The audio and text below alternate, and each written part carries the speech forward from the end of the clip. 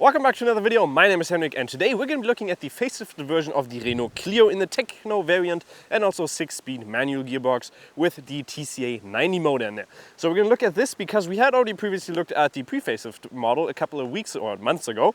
And this one just came out. Renault has been making the Clio since 1990 and this is now the 5th generation and the second phase of it, so the last phase of the 5th generation. And this thing looks fairly good. There's a couple of changes from the outside and the inside. There's really not that much, but we're going to look at all of them and see what this car holds. So the car that's going to start off in the cheapest variant at 18,350 euros. That's 100 euros more expensive than the pre-facelift model, but there has been upgrades according to Renault in the price of 1,950 euros, so fairly cheaper than the previous model. Our test vehicle is going to set you back 22,800 euros. You also get 3 different variants now in the design language. So you have the Evolution, you have the Techno and also the Esprit variant, or the Esprit Alpine variant, which is now the new RS line basically.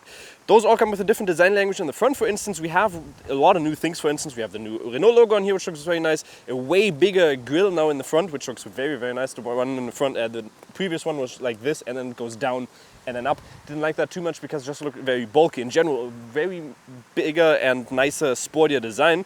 Also down here we have more intakes, and in general we also have this like chrome bar that goes all the way through, and also our new full LED lights, which don't have daytime running lights in them integrated anymore, because that is now down here in this accent, which is the daytime running light, which looks really, really nice, and also some more aerodynamic touches here. One thing that's also different, we have this X like logo or X like form here. That comes with the Techno package. You can also, if you get the Esprit variant or the Esprit, I had French for 8 years and I still don't know how to pronounce anything. Esprit Alpine variant, you get this in like a matte grey color, which looks pretty cool, just to get a little bit more sporty. In the Evolution, you don't get that at all. Let's go further to the side where we can again see just the design language has changed a lot. The bonnet on here hasn't changed at all. Also, one thing that hasn't changed is the dimension of the car, which is very nice. So still 4 meters and 5 long, 1.55 meters tall, and also 1.80 meters wide. So a very nice and compact car, which is nice.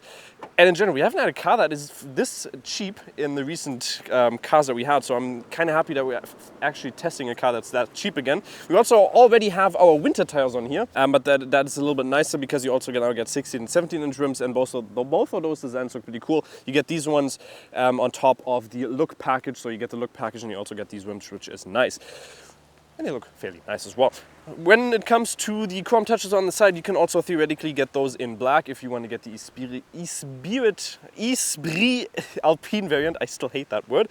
So this would be in black. With the look package, you also get the B and the or the A and B pillars. So this one and this one, you get that in black from the outside, which is pretty nice.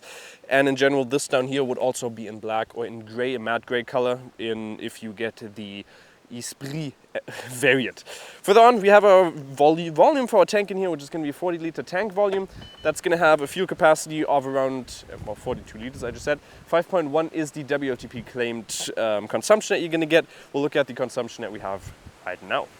Let's take a quick view at the fuel consumption, because we did say 5.2 is claimed. We have been getting around 6.1 liters. You got to keep in mind we've only been driving this car basically in the city and a little bit of country roads, so that fuel consumption is going to be a little bit higher. Obviously, it depends on what you drive. You can theoretically also, over the MySense mode, you can change it into different modes. So MySense, Sport or Eco.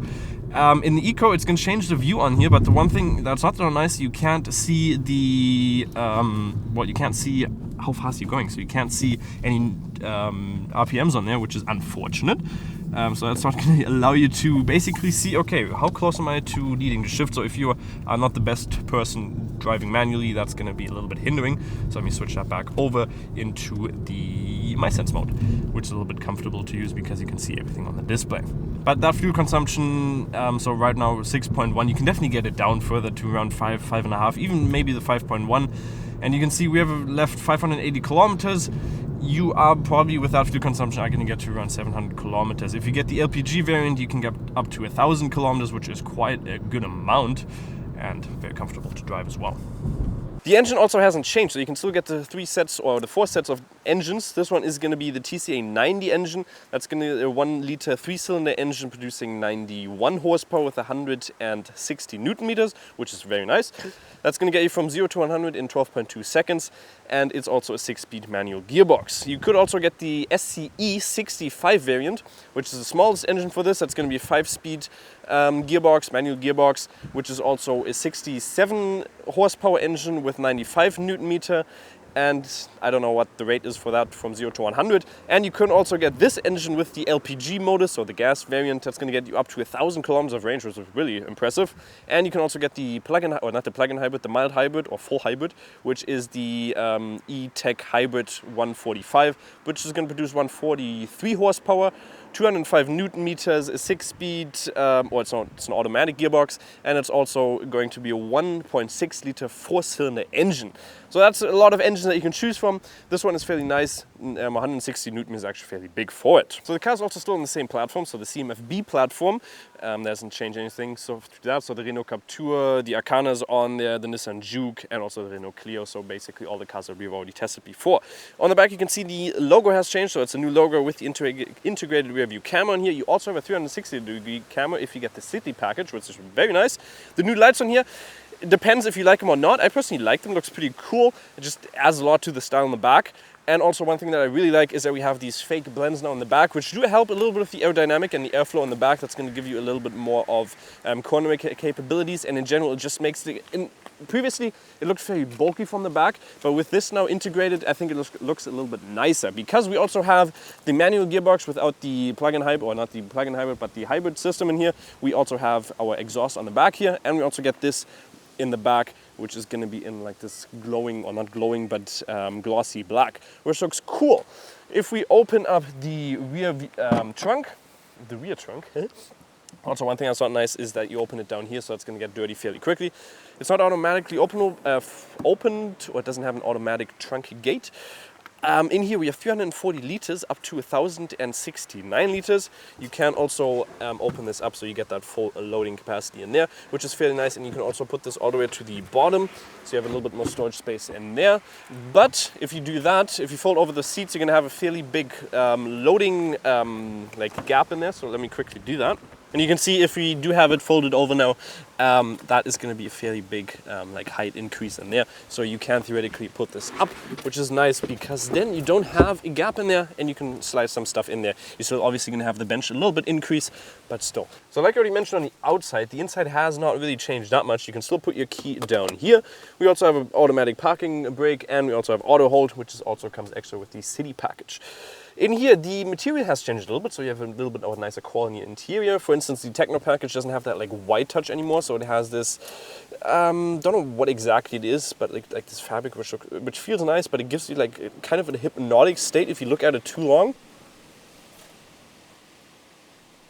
Hypnotic. And that is out of also recyclable material now, so all TEP. There's no leather in here anymore, so the steering wheel has also changed a little bit. There's no leather on here anymore. We have this fake leather with also these little dots on there, which looks pretty cool. We have the new Renault logo on there, but again, nothing else really changed apart from the display. You now get a standard full digital cockpit, which is a 7-inch display, and you also can upgrade to a 10-inch display. And there's also a 9.3-inch display on the center here, where you're going to get all your relevant information with the EasyLink software, Apple CarPlay, Android Auto Wireless. This works wonders, or not wonders, but it works very nicely, smooth, and also very nice to use. Sound system here is also not that bad. You can upgrade to the Bose sound system, but in here this doesn't sound bad at all. You also have some inductive loading in the center here, which is the same as in previous ones. You also have two USB-Cs, USB, one aux, and also a 12 volts, so that hasn't changed at all. You still have an aux cable in here, which is not bad, but I would have liked to see maybe one USB-C, because if I use my cable, well, that thing just disappeared. Where the hell is my cable? If you have my cable, all the new phones, they all have USB-Cs and double USB-Cs with the new iPhone. So I can't really use that. And two couples in the center, which you can close, which is the same as in the previous one, and also a little bit of storage space down here, which is nice to use. Seats are on here also very nice. We don't have electrical seats, so both of the seats are going to be non-electrical. If you get the winter package, you also get a heated seat and also heated steering wheels, which is nice, and the automatic climate control in here, which is also pretty nice. So, quality on the side has also changed a little bit. Previously, in the Techno variant, that was all white. Now you again have the same hypnotic material on there with, well, it feels pretty good, but then otherwise everything is hard plastic basically. In the center console you also have, again, this LED bar which goes through, 6-speed manual gearbox, and that's basically it for the front. And in the back, really nothing changed at all. Maybe apart from the roof, which is, well, it is the same as in the front because it's one roof, but the material in here has changed a little bit. You also still don't have handles on the sides. I still don't know why you only have one on the front, right? Why not for the back passengers? Quality-wise on the side also hasn't changed at all. You still have that hard plastic all the way through, so you don't have anything else than hard plastic. Seats wise, same as in the front, very comfortable. I like them. You can also have adjustable headrest, so you can do this, and then you can actually have a fairly comfortable seating position in here. Seating, well, space wise, it is a fairly compact car, and space for that is actually not that bad. It's adjusted to me in the front, so 1.80 m or 5'11". You can see I don't have much knee room. Foot room is okay. My feet are under the seat, so they're okay. But they're not fully, my thighs are not on the seating bench on the back, which is not the most comfortable seating position. So if you're a little bit taller, this is definitely not going to be for you in the back, but it's this compact small city car. You're not going to sit in here for ages. One thing that I would have liked to see with the new facelift model, maybe a USB-C or anything in the back here, just to charge your phones, because you only got 2 USB in the front, which is a little bit, well, if you're driving in here with 4 people, might not be enough. So maybe something in there. We don't also have any climate control in the back, but we do have fairly good to reach isofix points in here with this little latchet in there, which might get a little bit uncomfortable if you have a big butt, but otherwise space in here is also fairly good. And the door in the back is also not the biggest, so for instance, if I want to go out, I can just go out and get out like that. It's not the biggest gap in there, but it's okay. You can get in here fairly comfortable, but again, the headroom is not that nice. In the interior, because we do have the city package, we also get a 360-degree camera, so we can go on here and we can look at it. You can see if I'm in a camera in the front, so if we go into the reverse mode as well, it's going to switch. So if you go back into in the first gear, it's going to switch to the front. It's not the highest quality, but it's nice to have. It's only going to cost you 600 euros extra if you get the city package, and that comes with some other assistant features as well, which is really not that bad. And in city, it's basically the same driving style as in the previous one, because there is no difference to the car. You still got the exact same engine in here, and you still have the exact same, well, basically gearbox in here. We didn't have a manual gearbox before, so this is a little bit different. But we do also, one thing that is nice, we do have auto hold in here, and also our parking assist for our, well, not parking assist, but our parking automatic parking brake, which is nice. So it's always nice to have. And one thing that has also changed is also our display. So you can see we do have the 10-inch display in here, so which is the biggest one, and that's going to come with, if we switch over here, we can see our navigation display. So that's always a little bit nice to have, because that's going to allow you to just have another navigation display on there. You only get that with the 10-inch display, so if you get the smaller one, the 7-inch display, you're not going to have that. You can optionally also upgrade to the Bose sound system, which is going to sound a little bit nicer, but the standard one also sounds fairly decent. Suspension in the city here is okay, but you don't expect it to be smooth or comfortable when driving in the city, because that's not what the car is. Well, the car is meant for city driving, but in that price range, you're not going to expect a smooth ride. But still, it is fairly good. Isolation here is also not the best. Wind noise are fairly loud. Tire noise are also very, very loud. But it's okay for city driving. When it comes to the assistant features that we have in here, we don't actually have that many. You might expect a little bit more. We do have adaptive cruise control, which you get with the upgraded assistant feature package. That's also going to cost you a little bit extra. You do get adaptive cruise control, which works up to 170 kilometers an hour, which is fairly decent. You get a limiter, and you also get a speed limiter, so a cruise control. You don't get any lane assist, where you do get lane assist, as you can probably hear by that sound. But you don't get any like adaptive lane assist, so it keeps you in the center. Surrounding view in the city is also not that bad. However, the pillar in the back, so that's the A, B, and C pillar, that is fairly big. But you do have the rear view camera. That's going to allow you to have a little bit more easier driving capabilities when you're driving in the city. And the rear view window is also fairly big, so that's also helpful. You also get with the city package assistance in the front and the back, so beeping assistance, sensors when you're driving to park, which is always good to have, just a little bit more comfortable as well. You're able to add an extra 580 kilograms of basically weight in here. I don't know what that sound actually is, I can't tell you. But you're able to add 580 kilograms of weight in here, so the car weighs just over 1,000 kilograms, or 1 ton, and you can go up to 1,609 kilograms, right on there.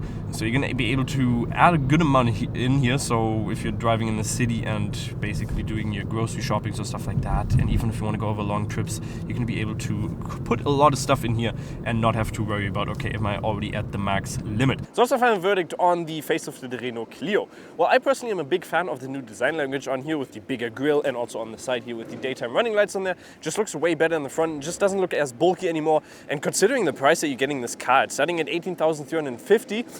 That is a really good price considering that some other cars, we did already take a look at the Toyota Aygo X, for instance. That's a little bit more of a smaller car and a big car, 1.80 m tall.